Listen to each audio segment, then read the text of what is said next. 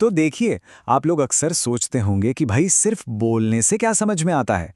जो तुम बोल रहे हो उसको सामने लिखकर बताओ, नोट्स बनाकर समझाओ, तब तो दिमाग में घुसेगा। फालतू की बस फोटोज लगाकर ज्ञान देने से किसी को क्या समझ आता है।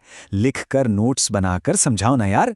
तो बस आपकी इसी डिमांड को ध्यान में रखते हुए इस एक्सप्लेनर में मैं सिर्फ हवा में बातें नहीं करूंगा। जो भी कॉन्सेप्ट हम समझेंगे उसको प्रॉपरली लिखकर सॉलिड नोट्स के फॉर्मेट में समझेंगे। कोई लंबे लेक्चर नहीं, सिर्फ स्ट्रेट और to the point written concepts. Okay, तो सीधे पॉइंट पर आते हैं और देखते हैं कि हम आज क्या-क्या लिखकर कवर करने वाले हैं।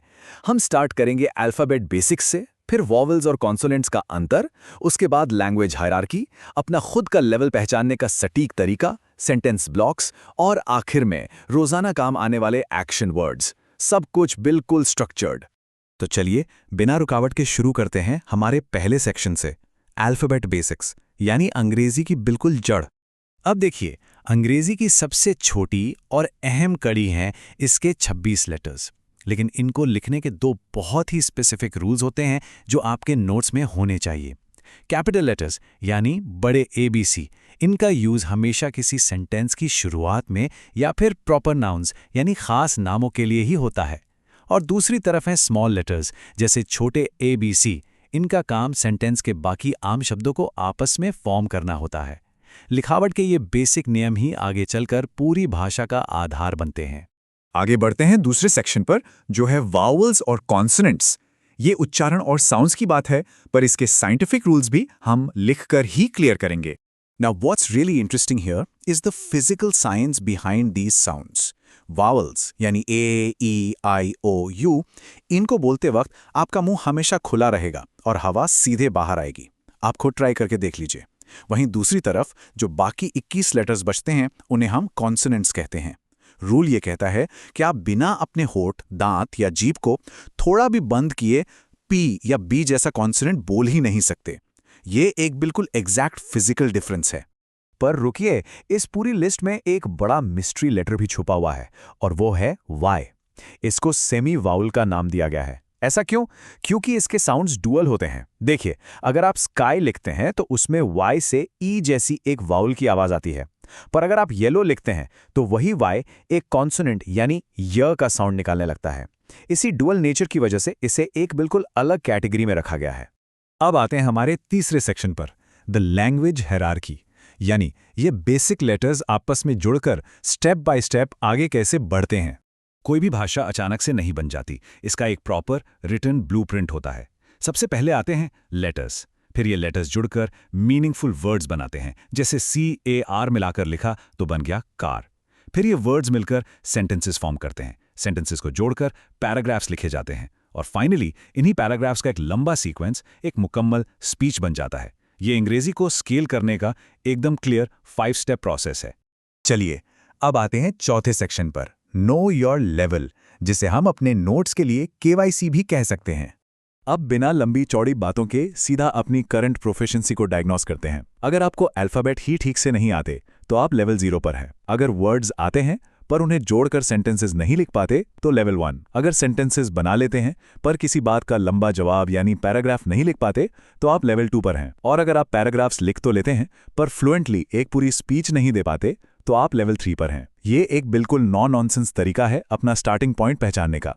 अपना स्टार्टिंग लेवल पहचानने के बाद अब हम आते हैं इस एक्सप्लेनर के सबसे क्रूशियल हिस्से पर, सेक्शन 5, सेंटेंस बिल्डिंग ब्लॉक्स।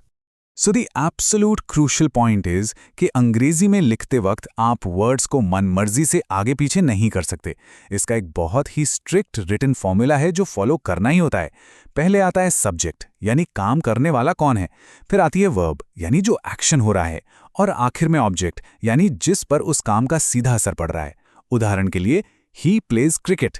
आप इसको उल्टा पुल्टा करके प्लेज ही क्रिकेट नहीं लिख सकते। ग्रामर का ये रिटन स्ट्रक्चर पत्थर की लकीर है। इस स्ट्रक्चर की थोड़ी और डिटेल लिख लीजिए। सिंगुलर सब्जेक्ट्स में ही, शी, इट या किसी एक इंसान का नाम आता है। प्लूरल सब्जेक्ट्स में वी, दे, यू या 2 से ज्यादा नाम आते हैं। पर यहां एक बहुत ही इंटरेस्टिंग हिस्टोरिकल क्वर्क भी है और वो है वर्ड आई।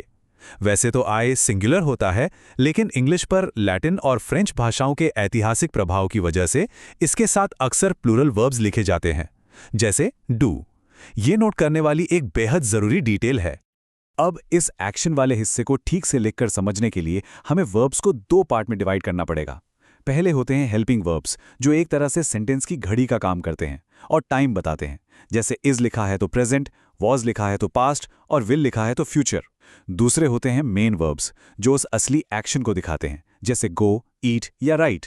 यानी हेल्पिंग वर्ब टाइम सेट करता है और मेन वर्ब एक्शन करता है। टेंसेस पर अपनी पकड़ बिल्कुल मजबूत करने के लिए आपको किसी भी वर्ब के इन 5 फॉर्म्स को रटना और लिखकर ही प्रैक्टिस करना पड़ेगा। जैसे गो का एग्जाम्पल ले लीजिए।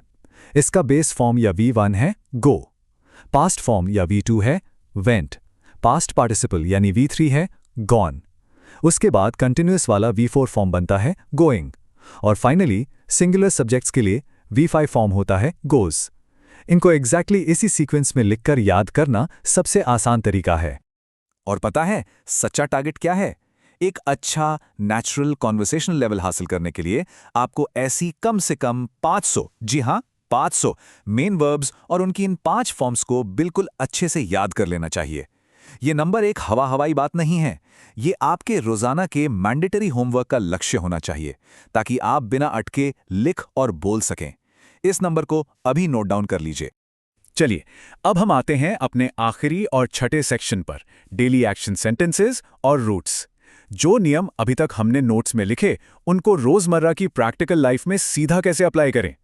अब इन एक्शन कमांड्स को अगर हम ध्यान से देखें तो समझ आएगा कि एक सिंपल रिटन फॉर्मूला से आप कितनी सारी डेली रिक्वेस्ट बना सकते हैं। शुरू में बस एक एक्शन कमांड लिखिए और आगे ऑब्जेक्ट बदलते जाइए। जैसे हैव के आगे वाटर लिख दिया तो बन गया हैव वाटर। किसी से कुछ मांगना है तो गिव मी के आगे योर फोन लिख दीजिए। कुछ मंगवाना है तो ब्रिंग के आगे चेयर लिख दीजिए। एक छोटा सा फ्रेमवर्क और आपके पास हजारों सेंटेंसेस तुरंत तैयार। और सबसे बड़ा सवाल जो लोग पूछते हैं कि इतनी वोकैबुलरी याद कैसे रखें, तो देखिए, हर एक वर्ड को रटने की जरूरत नहीं है। अगर आप कुछ गिने चुने रूट वर्ड्स के मतलब लिख लें तो हजारों नए शब्दों का मीनिंग अपने आप दिमाग में आ जाता है। जैसे बायो रूट वर्ड का मतलब होता है लाइफ, इसीलिए बायोलॉजी बनी। टेली का मतलब है डिस्टेंस, इसीलिए टेलीफोन बना। ऑटो यानी सेल्फ, जो खुद चले।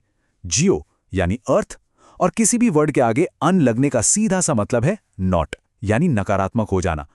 रूट्स पकड़ लीजिए, भाषा खुद बन जाएगी।